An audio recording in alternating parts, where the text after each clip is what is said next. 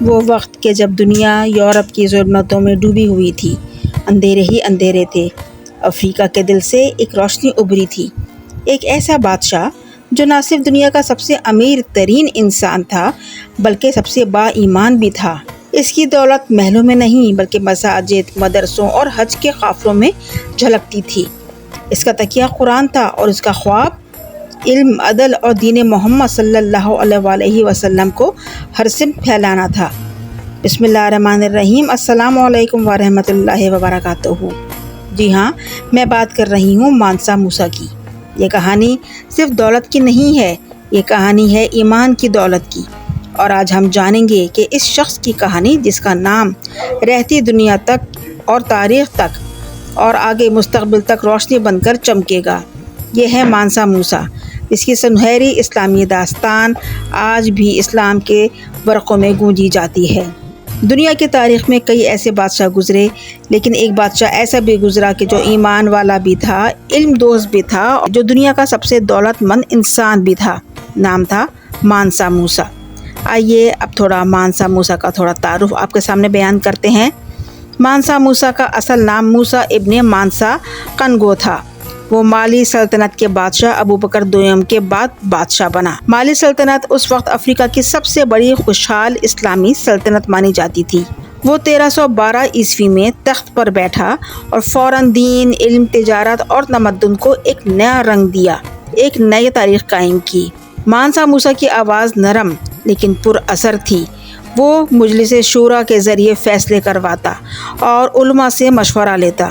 اس کا دربار چاپلوس وزراء سے نہیں بلکہ علم و قدر اور تحقیق کرنے والے علماء وزراء سے بھرا رہتا تھا۔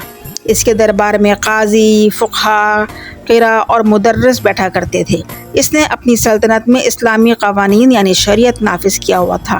سود پر سختی سے پابندی لگائی ہوئی تھی، عورتوں کو وراثت کے حقوق دلوائے اور ہر قبیلے کو دینی آزادی دی جو اپنی حد میں قائم رہ کر اپنا ہر طریقے کا کام کر سکتے تھے۔ مانسا موسیٰ نے اپنی حکومت کو وسعت دی۔ اس نے ٹکرور، گاؤ، ٹمبکٹو، گیمبیا جیسے علاقوں کو شامل کیا۔ اس نے دشمن قبائل کو تلوار سے نہیں بلکہ معاشی مستحکم طاقت اور اس دین اسلام کی دعوت سے زیر بار کیا۔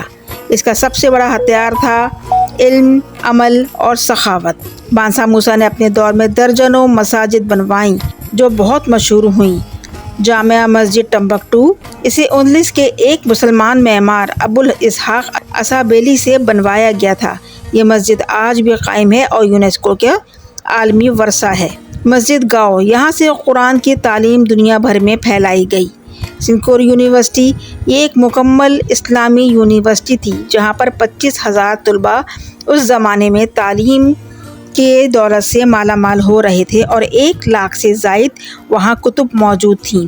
یہ اس زمانے میں دنیا کی سب سے بڑی لائبریریوں میں سے ایک لائبریری تھی۔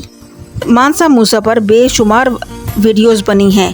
اس میں اس کی دولت، حشمت کا یقیناً تذکرہ کیا گیا ہے، لیکن جو اس سے ہٹ کر مانسا موسیٰ کی خدمات تھی اپنی عوام کے لیے، افریقہ کے لیے، میں آپ سے ان کا تذکرہ کرنا چاہوں گی کہ اس نے اپنی دولت کو علم اور دین کے لیے کس طرح استعمال کیا۔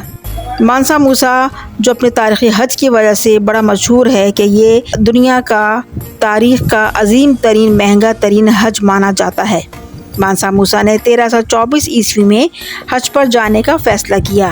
یہ حج تاریخ کا سب سے مہنگا اور عظیم ترین حج کہلاتا ہے، جو کہ 60,000 افراد کے قافلے پر مشتمل تھا، جس میں 100 اونٹ اور ہر اونٹ پر 135 کلو سونا لادا گیا تھا۔ اور آپ اس سے اندازہ لگا سکتے ہیں کہ 100 اونٹوں پر 135 کلو سونا کتنا بنتا ہے۔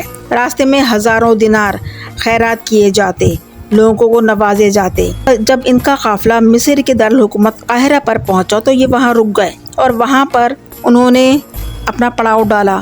لوگ وہاں دیکھ کر حیران رہ گئے، کتنا عظیم الشان خیمہ، عظیم الشان قافلہ، اور جہاں پر ان کے اونٹوں پر صرف اور صرف سونا ہی سونا چمک رہا تھا۔ جب وہاں کے بادشاہ کو اطلاع ملی تو اس کے بادشاہ نے کہا کہ ان کو میرے دربار میں لایا جائے، لیکن مانسا موسیٰ نے منع کر دیا کیونکہ وہاں جا کر دربار کے بادشاہ کے سامنے جھکنا اس کی شان کے خلاف تھا۔ اس کا کہنا تھا کہ جھکا صرف اللہ کی ذات کے آگے جاتا ہے اور کسی کے آگے نہیں۔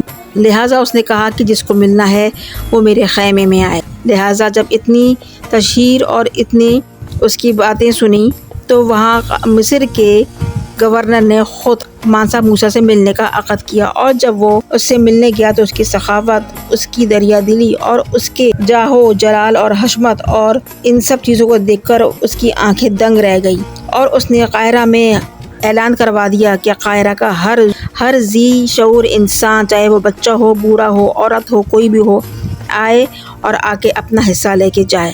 مانسا موسیٰ نے قاہرہ کے ایک ایک انسان کو سونے، چاندی، اشرفیوں کے دیناروں سے اس کو نواز دیا، اور اتنا نوازا کہتے ہیں کہ قاہرہ کی جو اکانومی تھی وہ 10 سال تک بیٹھ گئی اور اس کو واپس بحال ہونے میں 10 سال لگے۔ قاہرہ میں اس کی سخاوت سے سونے کی قیمت گر گئی، اور یہ تاریخ کا پہلا گولڈ انفلیمیشن تھا۔ اگر مانسا موسیٰ آج کے دور میں ہوتا تو بل گیٹس، ایلون مسک پیچھے رہ جاتے۔ آج بل گیٹس کی حالیہ تخمینہ $120 بلین بنتا ہے۔ ایلون مسک کا حالیہ جو اس کا اسٹیمیٹ اکانومی ہے وہ $220 ملین بنتی ہے، جبکہ اگر آج بھی اندازہ لگائیں تو مانسا موسیٰ کی اکانومی 400 سے 500 ملین کے درمیان بنتی ہے۔ مانسا موسیٰ نے اپنی دولت کا 1% بھی اپنی ذاتی جائیدادوں میں نہیں خرچ کیا، اس نے سارا سونا اللہ کی راہ میں خرچ کیا۔ اللہ تبارک تعالیٰ نے قرآن پاک میں فرمایا ہے، سورہ الکہف آیت نمبر 46، مال اور اولاد دنیا کی زینت ہیں۔ مانسا موسیٰ نے اس زینت کو اللہ کے لیے وقف کر دیا تھا، علم، تعلیم، خیرات اور مسجدوں کی صورت میں۔ مانسا موسیٰ کی وفات 1337 عیسوی میں ہوئی۔ وہ اپنے پیچھے ایک ایسی سلطنت چھوڑ گیا جو علم، اسلام اور انصاف کا گہوارہ تھا۔